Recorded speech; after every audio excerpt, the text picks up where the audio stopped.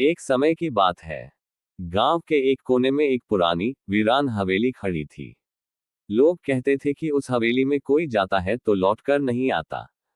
अर्पिता, एक युवा पत्रकार, इस हवेली की सच्चाई जानने के लिए वहां जाने का निर्णय लेती है। हवेली तक जाने का रास्ता कांटों और घने पेड़ों से भरा था। हवेली का मुख्य दरवाजा टूटा हुआ था और उस पर काले धब्बे पड़े थे। जैसे ही अर्पिता ने दरवाजा खोला, एक ठंडी हवा का झोंका उसके चेहरे पर पड़ा। भीतर का माहौल अजीब और खामोश था, मानो सदियों से कोई आवाज न हुई हो। एक पुरानी सीढ़ी, जो अब जर्जर हो चुकी थी, ऊपर की मंजिल तक जाती दिखाई दी। अचानक एक दरवाजे के पीछे हलचल की आवाज सुनाई दी।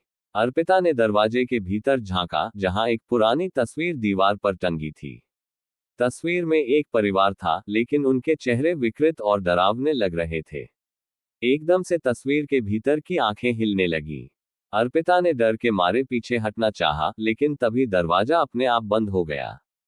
हवेली के नीचे एक तहखाना था, जिसके दरवाजे पर अजीब सी आकृतियां बनी थीं।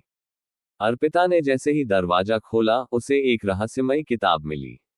किताब के पन्ने पलटते ही उसने भूतिया मंत्र पढ़ने की आवाज सुनी। तभी हवेली की दीवारों से खून टपकने लगा।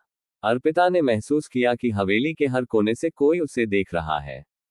तहखाने में पड़ी किताब के पास एक लाल रंग की मोमबत्ती जल रही थी, लेकिन वहां कोई और नहीं था।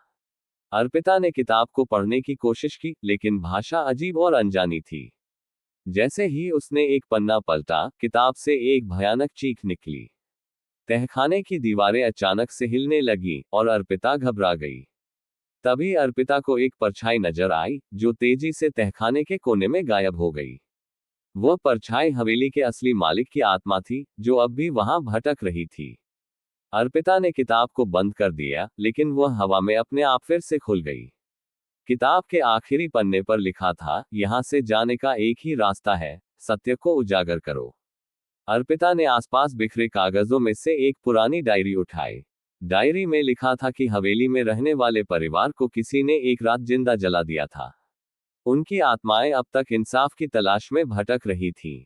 अर्पिता को पता चला कि वह परिवार हवेली में गड़ा हुआ खजाना छुपा रहा था। तहखाने में अचानक से एक बड़ा झटका लगा और अर्पिता जमीन पर गिर गई। उसके सामने हवेली के मालिक की आत्मा प्रकट हुई। आत्मा ने इशारा किया कि अर्पिता को खजाने को बाहर निकालना होगा। डर के बावजूद अर्पिता ने जमीन खोदनी शुरू कर दी। कुछ ही देर में उसे एक पुराना बक्सा मिला, जिसे खून से लथपथ कपड़े से लपेटा गया था। जैसे ही अर्पिता ने बक्से को खोला, हवेली में तेज रोशनी फैल गई।